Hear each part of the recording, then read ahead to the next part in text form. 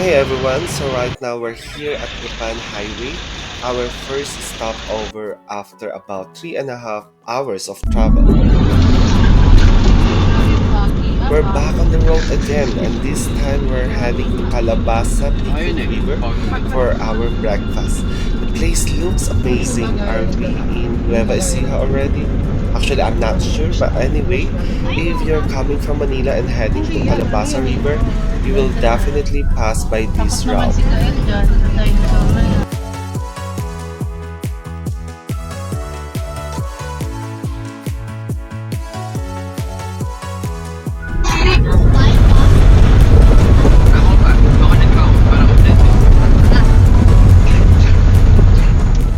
Now we've reached Gabaldon, Nueva Ecija, right at what they call Calabasa Picnic River.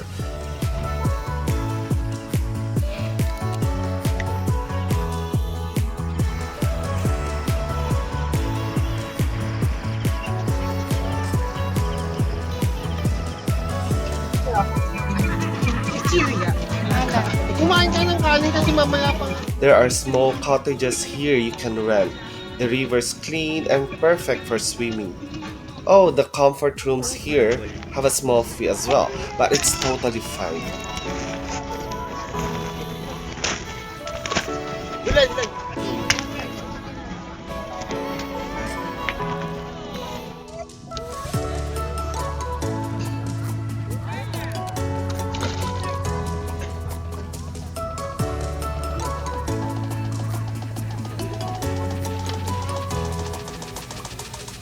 Of course, you will see a lot of rice fields along the way.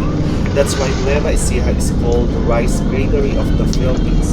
We're hitting the road again, and from here, it will take us about an hour and a half, maybe, to reach Dingalan feeder port.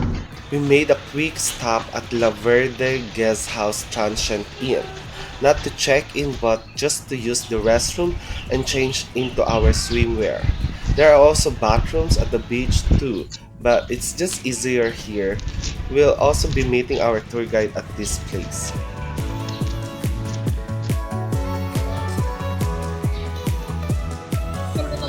Now we're here at Dingalan Feeder Port where we'll take a boat ride going to White Beach, known as the Batanes of the East.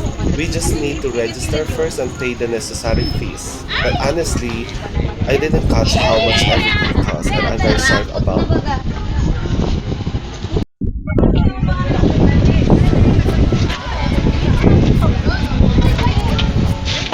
Alright, time to hop on the boat.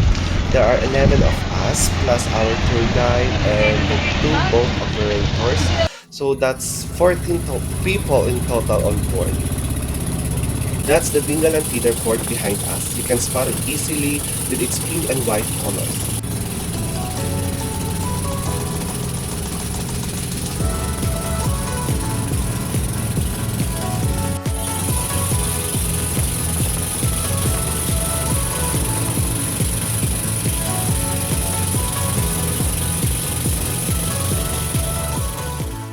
And here we are at White Beach. They said it used to be really white before, but over time the sand has changed color. Still, it's beautiful here. There are several resorts to choose from, but we went straight to Patricia's place.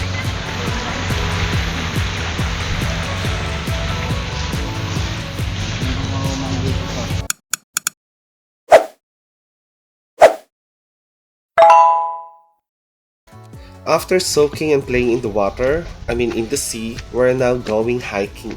Some of our group decided to stay behind. Only a few of us are for the climb. Sorry if the camera is a bit shaky right now.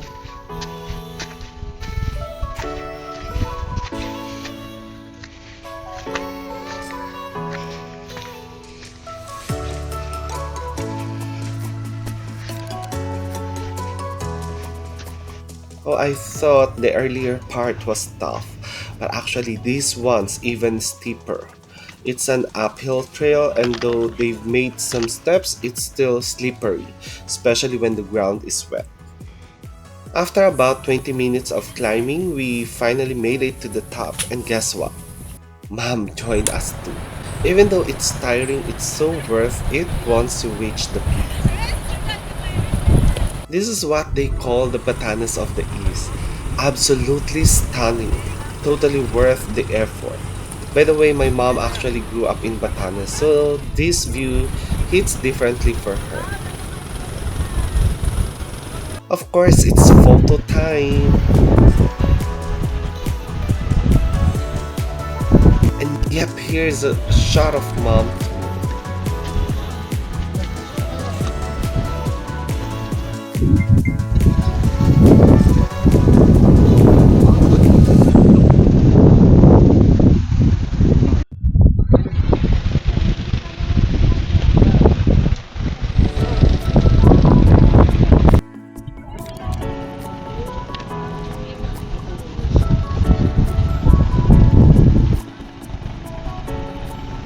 One last look at the breathtaking Batanes of the East, where you can see the Philippine Sea, which connects to the Pacific Ocean. Honestly, I'm not even sure anymore whether to call it the Philippine Sea or the Pacific Ocean.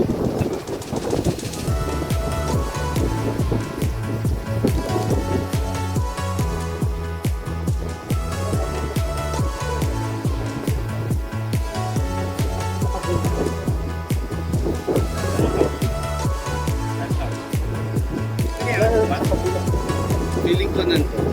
Sabi sa amin dati may daan daw dito. Hindi mo na kailangan madawalot. Parang nalakad. Yun nga, dalawa siya. Sabi sa vlog. Ito naman yung sarado nung nakaraan, Kuya. Ito, nung pumunta kami. Bakit?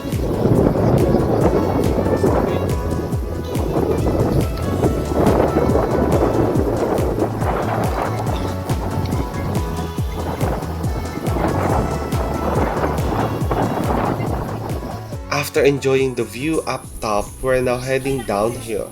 It's definitely easier going down, but we're still taking it slow. I wasn't able to record much after that, but we also visited one of the sea caves here.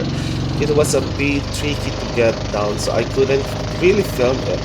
Still, it was beautiful with unique rock formations and even a few tiny waterfalls, so don't expect big ones though. There's no exact count yet of how many caves there are. Anyway, we're now heading back to the feeder port to change clothes, and we still have one more stop.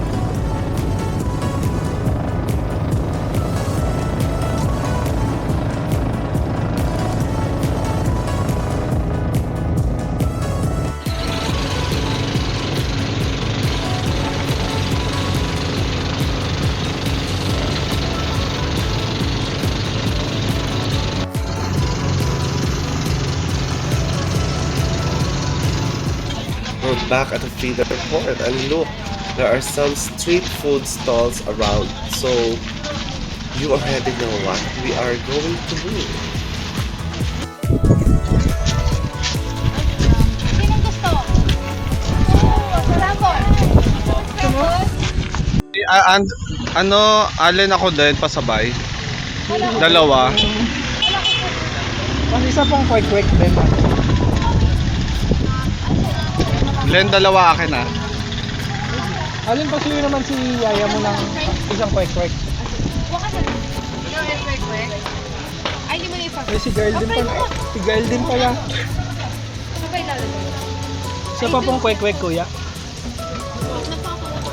We dropped by the transient inn again to change, and now we're heading to our final climb. This place is considered a faith tourism destination. It's actually a grotto featuring a large image of Nuestra Señora de la Paz y Buen Viaje, which means Our Lord of Peace and Good Voyage.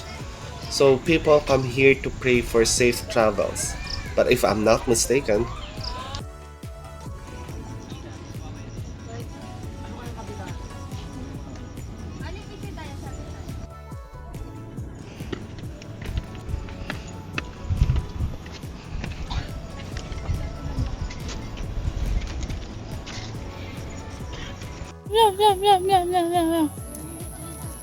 Ang galing.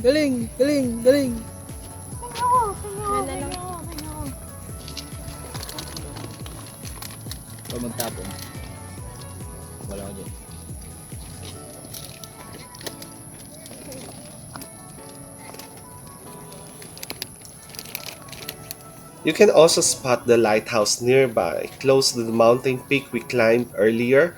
Unfortunately, our tour guide didn't take us there.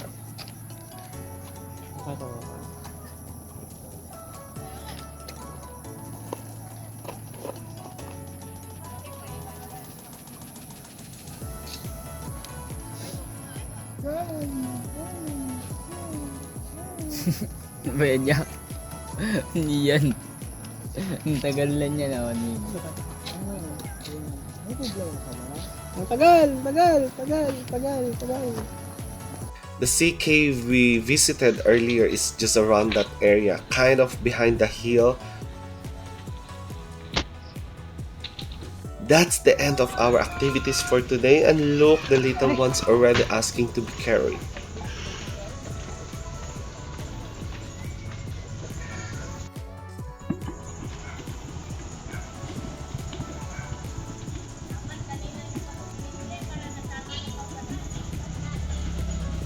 Time check, it's 5:34 p.m. and we're heading home now, but we'll be stopping by Burger King first because that's what Gael wants for our lunch slash dinner.